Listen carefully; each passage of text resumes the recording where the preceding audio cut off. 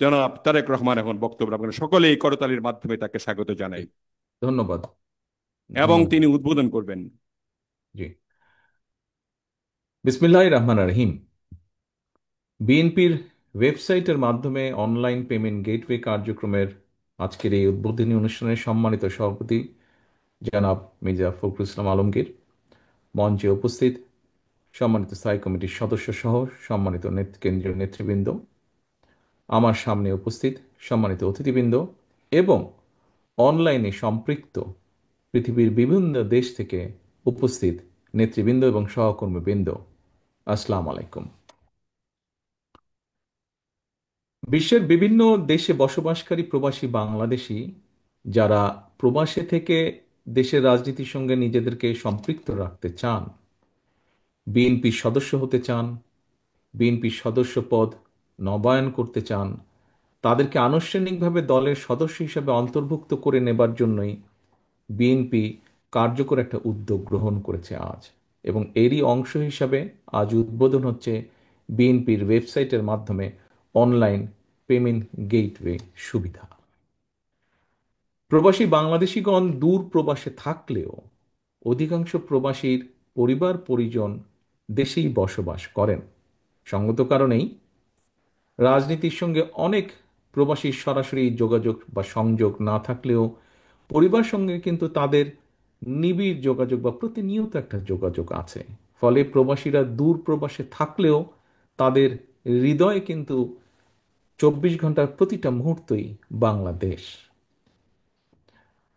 সুতরাং যেসব প্রবাসী বাংলাদেশিগণ সংশ্লিষ্ট দেশের বিধিবিধান মেনে বাংলাদেশের রাজনীতির সঙ্গে নিজেদেরকে সম্পৃক্ত রাখতে চান, তাদের জন্য সেই সুযোগ অবারিত থাকা প্রয়োজন বলে আমরা মনে করি। এবং সেই বিবেচনায় প্রবাসীদেরকে সহজেই রাজনৈতিক দলের সদস্য করার ক্ষেত্রে বিএনপির এই উদ্যোগ একটি ইতিবাচক উদ্যোগ হিসেবেই আমরা বিবেচনা করি। উপস্থিত সম্মানিত নেতৃবৃন্দ, অতিথিবৃন্দ, প্রিয় সহকর্মীবৃন্দ, বিশ্বের বিভিন্ন দেশে কম বেশি প্রায় 1.5 কোটি প্রবাসী বাংলাদেশি বসবাস করছেন। চাকরি কিংবা পেশাগত কারণে অনেকে যেমন প্রবাসী হয়েছেন, ঠিক একইভাবে বিগত 15-16 বছরে কেউ কেউ ফ্যাসিস্টের রোষানলে পড়েও প্রবাসী হতে বাধ্য হয়েছেন। এইসব প্রবাসী বাংলাদেশিদের অনেকেই বিগত 1.5 দশকেরও বেশি সময় ধরে চলা বাংলাদেশের ফ্যাসিবাদ বিরোধী আন্দোলনে বিভিন্নভাবে যার যার অবস্থান থেকে অত্যন্ত সোচ্চার ভূমিকা রেখেছেন।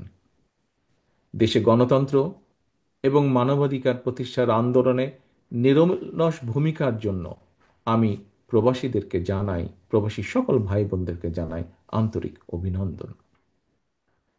প্রিয় প্রবাসী বাংলাদেশি ভাই বোনেরা, বিশ্বায়নের এই সময়ে বিশ্বের এক দেশের মানুষ অন্য দেশে চাকরি, ব্যবসা, বাণিজ্য কিংবা বসবাস করবেন, এটি বিশ্ব সমাজের বর্তমানে একটি স্বাভাবিক নিয়মই বলা যায়।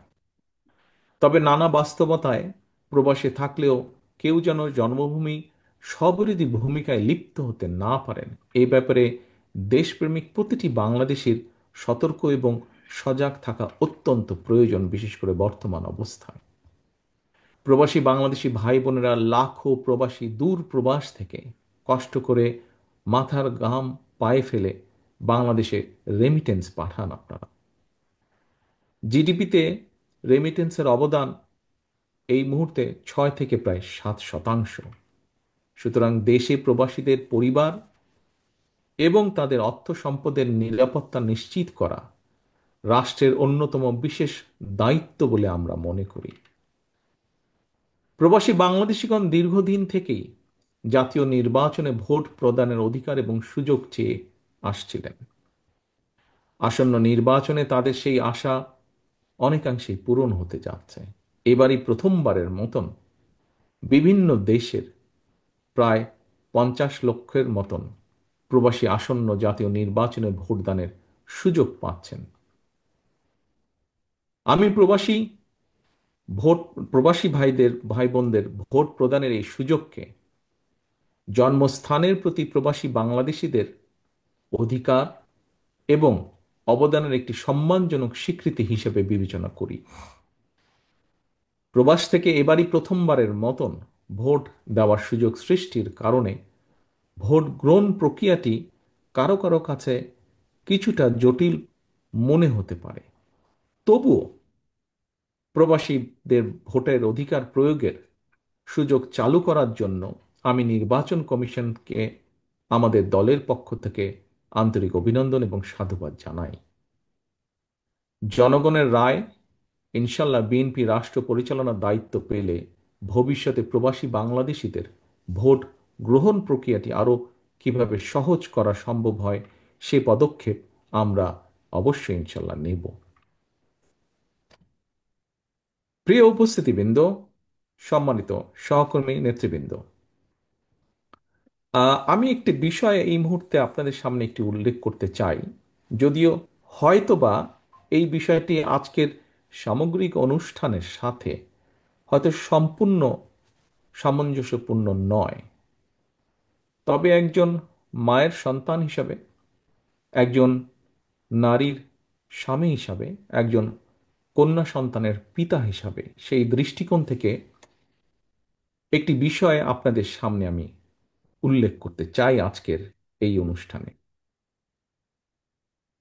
প্রিয় সকল উপস্থিতিবৃন্দ, দেশে এবং বিদেশে আমাদের জনসংখ্যার প্রায় অর্ধেক নারী, অথচ নারীদের নিরাপত্তার ব্যাপারে রাষ্ট্র এবং সমাজের উদাসীনতা ইদানিং মনে হয় একটু প্রকট হয়ে উঠছে, অথবা কোথায় জানি কি একটা সন্দেহ দোলা দিয়ে উঠছে।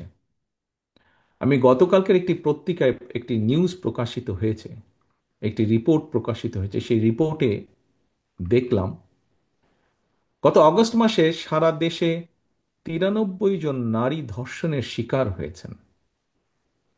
গণধর্ষণের ঘটনা ঘটেছে 14টি। এর মধ্যে এর ভেতর 7 জনকে ধর্ষণের পরে হত্যা করা হয়েছে। আর এই সময়ের মধ্যে 98 জন নারী হত্যার শিকার হয়েছেন। নারী এবং শিশুদের জন্য নিরাপত্তাহীন সমাজ নিশ্চয়ই সভ্য সমাজ হিসাবে গণ্য হতে পারে না। আমি শুধু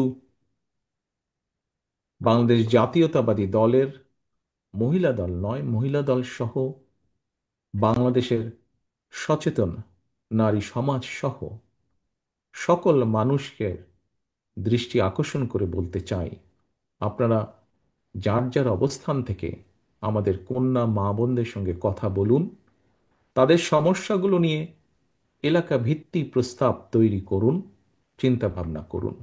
নারীদের নিরাপত্তা নিশ্চিত করার বিষয় রাষ্ট্র অবশ্যই উদাসীন থাকতে পারে না। সরকার এবং প্রশাসন অবশ্যই ভূমিকা রাখা প্রয়োজন এখানে, কিন্তু এর পাশাপাশি একটি রাজনৈতিক দল হিসাবে, রাজনৈতিক দলের কর্মী হিসাবে আমাদেরও দায়িত্ব আজ নারীদের জন্য নিরাপদ সমাজ গঠনে আমাদের যে কোনো অবস্থান বা ভূমিকা রাখা। নারী এবং শিশুদের নিরাপত্তা রক্ষায় সামাজিক উদ্যোগ আমার ব্যক্তিগত অনুভূতি অত্যন্ত জরুরি হয়ে পড়েছে। সম্মানিত সকল উপস্থিতিবৃন্দ, নেতৃবৃন্দ, এবার আমি দেশে প্রবাসে বিএনপি তথা বাংলাদেশের জাতীয়তাবাদী শক্তির প্রতিটি নেতাকর্মী, শুভাকাঙ্ক্ষী, সমর্থকদের উদ্দেশ্যে দু একটি কথা বলতে চাই। প্রতিষ্ঠার পর থেকে বিভিন্ন সময়ে বিএনপি দেশি বিদেশি ষড়যন্ত্রের শিকার হয়েছে। তবে বিএনপি প্রতি দেশের গণতন্ত্র এবং স্বাধীনতা প্রিয় জনগণের আকুণ্ঠ সমর্থনের কারণে ষড়যন্ত্রকারীরা অধিকাংশ সময় প্রত্যাখ্যাত হয়েছে। এবং বাস্তবতা হচ্ছে গণতান্ত্রিক জনগণের কাছে বিএনপি একটি বিশ্বস্ত রাজনৈতিক প্রতিষ্ঠান। যেভাবে আজকের সম্মানিত সভাপতি, অনুষ্ঠানের সম্মানিত সভাপতি বলেছেন কিভাবে বিএনপি এদেশে বহুদলীয় গণতন্ত্র চালু করেছে, কিভাবে শহীদ জিয়ার সময় বহুদলীয় গণতন্ত্র এবং কিভাবে দেশনেত্রী খালেদা জিয়ার সময় রাষ্ট্রপতি শাসন ব্যবস্থা থেকে সংসদীয় শাসন ব্যবস্থায় দেশকে নিয়ে এসেছে। সেজন্যই একটি বিশ্বস্ত রাজনৈতিক প্রতিষ্ঠান বিএনপি গণতন্ত্রকামী জনগণের কাছে যুগের পর যুগ ধরে জনপ্রিয়তার যে এই ধারা, এটি বিএনপি ধরে রেখেছে, ধরে রাখার চেষ্টা করেছে। গণতান্ত্রিক বিশ্বের রাজনৈতিক দলগুলোর সাফল্যের ইতিহাস যদি আমরা পর্যালোচনা করি, বিএনপির অবস্থান এক্ষেত্রে যথেষ্ট গৌরবের। এই জন্য আমি সবার আগে দেশের গণতান্ত্রিক আমি জনগণের প্রতি জানাই আমার আন্তরিক কৃতজ্ঞতা। বিএনপির প্রতিষ্ঠাতা স্বাধীনতার ঘোষক শহীদ জিয়ার প্রতি জানায় বিনম্র শ্রদ্ধা। একই সাথে বিএনপির এই গৌরবজনক পথ চলায় mother of democracy Begum Khaleda জিয়ার প্রতিও আমাদের অশেষ কৃতজ্ঞতা। দেশনেত্রীর সম্মোহনী নেতৃত্ব, ব্যক্তিত্ব বিএনপিকে পৌঁছে দিয়েছে বাংলাদেশের প্রতিটি জনপথে, প্রতিটি ঘরে ঘরে। বিএনপির গৌরবের এই দীপ্ত মশাল ঊর্ধ্বে তুলে সামনে এগিয়ে চলা আমাদের প্রতিটি নেতাকর্মীর পবিত্র দায়িত্ব। প্রিয় নেতাকর্মী, শুভাকাঙ্ক্ষী, সমর্থকবৃন্দ, এইসব কথাগুলো বলার পেছনে নিঃসন্দেহে একটি কারণ রয়েছে। শুধুমাত্র বিএনপির বিজয় ঠেকাতে গিয়ে পতিত পরাজিত পলাতক স্বৈরাচার দেশে ফ্যাসিবাদ কায়েম করেছিল। দেশের নির্বাচনী ব্যবস্থাকে বিগত 15 বছরে সম্পূর্ণভাবে ধ্বংস করে দিয়েছিল। উদ্বেগ এবং আশ্চর্যের বিষয় হচ্ছে ফ্যাসিবাদ মুক্ত বাংলাদেশেও বর্তমানে বিএনপির বিজয় ঠেকাতে সংঘবদ্ধ অপপ্রচার এবং অপকৌশল দৃশ্যমান হতে শুরু করেছে। তবে আমি দৃঢ়ভাবে বিশ্বাস করি, জাতীয়তাবাদী শক্তিতে বিশ্বাসী, বাংলাদেশি জাতীয়তাবাদী শক্তিতে বিশ্বাসী প্রতিটি মানুষ, আপনারা যদি ঐক্যবদ্ধ থাকেন, তাহলে কোনো ষড়যন্ত্রই বিএনপিকে জনগণ থেকে বিচ্ছিন্ন করতে পারবে না ইনশাল্লাহ। পতিত পরাজিত পলাতক স্বৈরাচারের শাসন আমলে জনমনে জাতীয় নির্বাচন নিয়ে কোনোই আগ্রহ ছিল না। আর বর্তমান অন্তর্বর্তীকালীন সরকারের সময় জনমনে কোনো কোনো ক্ষেত্রে জিজ্ঞাসা বাড়ছে, যথাসময়ে কি নির্বাচন হবে? কিন্তু প্রিয় উপস্থিতিবৃন্দ, এমন তো হবার কথা ছিল না। নির্বাচন অনুষ্ঠান নিয়ে জনমনে সৃষ্ট সংশয়, সন্দেহ গণতন্ত্রের উত্তরণের পথকে হয়তোবা সংকটপূর্ণ করে তুলতে পারে। প্রিয় ভাই বোনেরা, একটি দায়িত্বশীল রাজনৈতিক দল হিসাবে বিএনপি শুরু থেকেই ফ্যাসিবাদে বিরোধী জাতীয় ঐক্য বজায় রাখার স্বার্থে সর্বোচ্চ ছাড় দিয়ে একদিকে গণতান্ত্রিক রাজনৈতিক দলগুলোর সঙ্গে সমঝোতার পথ বেছে নিয়েছে, অপরদিকে অন্তর্বর্তীকালীন সরকারকেও যতটুকু সম্ভব, যতটুকু যথাসাধ্য সম্ভব আমাদের অবস্থান থেকে আমরা সহযোগিতা করে আসছি। অথচ আমরা দেখছি, সমগ্র দেশবাসী দেখেছেন, প্রতিনিয়ত একের পর এক নিত্য নতুন শর্ত জুড়ে দিয়ে গণতন্ত্রকে, যেভাবে গণতন্ত্রের উত্তরণের পথকে কেমন যেন সংকটাপূর্ণ করে তোলা হচ্ছে। এর পরিণতি সম্পর্কেও আমাদেরকে সতর্ক থাকা অবশ্যই প্রয়োজন। সম্মানিত সকল উপস্থিতিবৃন্দ, কৌশল এবং অপকৌশলের মধ্যে আমরা পার্থক্য বুঝতে ব্যর্থ হলে কোনো অগণতান্ত্রিক কিংবা অপশক্তির কাছে শেষ পর্যন্ত বিনা শর্তে আত্মসমর্থনের পথে হাঁটতে হয় কিনা, বাংলাদেশের এই মুহূর্তে মাঠে থাকা সকল গণতান্ত্রিক রাজনৈতিক দলগুলোকে এমন বিপদের কথাও স্মরণ রাখার জন্য আমি বিনীত অনুরোধ জানাই। প্রিয় ভাই বোনেরা, অন্তর্বর্তীকালীন সরকার আগামী ফেব্রুয়ারি মাসে জাতীয় নির্বাচন অনুষ্ঠানের সিদ্ধান্ত জানানোর পর নির্বাচন কমিশন যথাসময়ে নির্বাচনের তফসিল ঘোষণা করবেন। জনগণের বহুল প্রতীক্ষিত এই নির্বাচনে অংশগ্রহণের লক্ষ্যে গণতান্ত্রিক আমি জনগণকে সঙ্গে নিয়ে বিএনপি সম্ভাব্য সকল প্রস্তুতি সম্পন্ন করছে। এর অংশ হিসাবে দেশের ৩০০ সংসদীয় আসনে বিএনপি দলীয় প্রার্থী কিংবা বিএনপি সমর্থিত প্রার্থীরা মনোনয়ন চূড়ান্ত করার প্রক্রিয়া প্রায় চূড়ান্ত ধাপে রয়েছে। জনসমর্থিত এবং জনপ্রিয় দল হওয়ার কারণে প্রতিটি নির্বাচনী আসনে বিএনপির একাধিক যোগ্য প্রার্থী মনোনয়ন প্রত্যাশা করছেন, করাটাই স্বাভাবিক। একটি রাজনৈতিক দলের জন্য এটি অবশ্যই গৌরব এবং সম্মানের। দেশের প্রতিটি সংসদীয় আসনে বিএনপির একাধিক যোগ্য এবং জনপ্রিয় প্রার্থী থাকা সত্ত্বেও প্রত্যেককে প্রতিটি মানুষকে নিশ্চয়ই মনোনয়ন দেওয়া সম্ভব নয়। ভিন্ন রাজনৈতিক দলের যারা ফ্যাসিবাদ বিরোধী আন্দোলনে আমাদের সঙ্গে রাজপথের সঙ্গী ছিলেন, এমন প্রার্থীকেও বিএনপি সমর্থন দেওয়ার সিদ্ধান্ত নিয়েছে।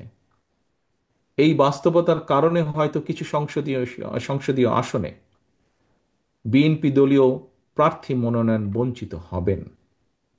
বিএনপির সর্বস্তরের নেতাকর্মী সমর্থকদের কাছে আমাদের প্রত্যাশা, দেশ এবং জনগণের বৃহত্তর স্বার্থে, গণতন্ত্রের স্বার্থে আপনারা এই বাস্তবতাটিকে মেনে নেবেন দয়া করে।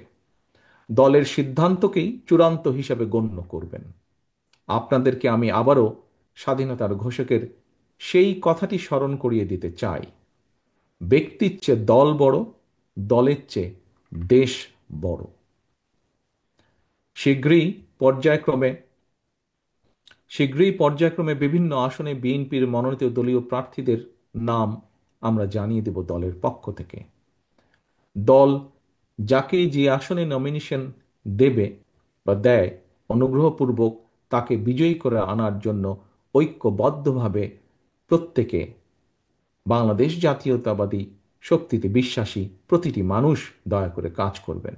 মনে রাখবেন, আপনাদের চারপাশে সুপ্ত আকাঙ্ক্ষা নিয়ে গুপ্ত স্বৈরাচার কিন্তু ওত পেতে রয়েছে। সুতরাং আপনাদের নিজেদের মধ্যে রেষারেষি, বিবাদ, বিরোধ এমন পর্যায়ে নেওয়া ঠিক হবে না যাতে করে প্রতিপক্ষ আপনাদের মধ্যেকার বিরোধের সুযোগ নিতে পারে। আপনাদেরকে আরেকটি বিষয় আমি স্মরণ করে দিতে চাই। প্রতিটি সংসদীয় আসনে বিএনপির একাধিক প্রার্থী, আপনারা যারা নিজ নিজ এলাকায় জনগণের সমর্থন পেতে গণসংযোগ করছেন, আপনারা সবাই কিন্তু শেষ পর্যন্ত শহীদ জিয়ার অনুসারী, খালেদা জিয়ার সৈনিক, বিএনপির কর্মী, ধানের শীষের সমর্থক। মনে রাখবেন, ধানের শীষ জিতলে আপনি জিতেছেন বা জিতছেন বা জিতবেন। বিজয়ী হবেন দেশ এবং গণতন্ত্র। সবশেষে নেতাকর্মীদের প্রতি আমার আহ্বান, স্বাধীনতার ঘোষকের প্রতি অমর্যাদা হয় দেশ এবং জনগণের জন্য মাদার অফ ডেমোক্রেসির অবদান প্রশ্নবিদ্ধ হয়। আপনারা এমন কোনো আচরণ দয়া করে করবেন না। সারা দেশে বিএনপির লাখো কোটি সমর্থক বিব্রত হয়, আপনারা কেউ এমন কোনো আচরণ দয়া করে করবেন না। আপনারা জনগণের সঙ্গে থাকুন, জনগণকে সঙ্গে রাখুন। আপনাদের সামনে আমি আবারও সেই স্লোগানটি উচ্চারণ করতে চাই, ভোট দিলে ধানের শীষে, দেশ গড়ব মিলেমিশে। সবশেষে আমি বিএনপির ওয়েবসাইটের মাধ্যমে অনলাইন পেমেন্ট গেটওয়ে কার্যক্রমের শুভ উদ্বোধন ঘোষণা করছি। তথ্য প্রযুক্তির অগ্রযাত্রার সঙ্গে সঙ্গে তাল মিলিয়ে বিএনপির দলীয় কার্যক্রমকে এগিয়ে নেওয়ার এই ইতিবাচক উদ্যোগের জন্য আমি বিশেষভাবে বিএনপির আইসিটি বিভাগ এবং এই উদ্যোগের সঙ্গে যারা জড়িত রয়েছেন সবাইকে আবারও আন্তরিক ধন্যবাদ জানিয়ে আমার বক্তব্য শেষ করছি। আল্লাহ হাফিজ। বাংলাদেশ জিন্দাবাদ। বাংলাদেশ জাতীয়তাবাদী দল জিন্দাবাদ।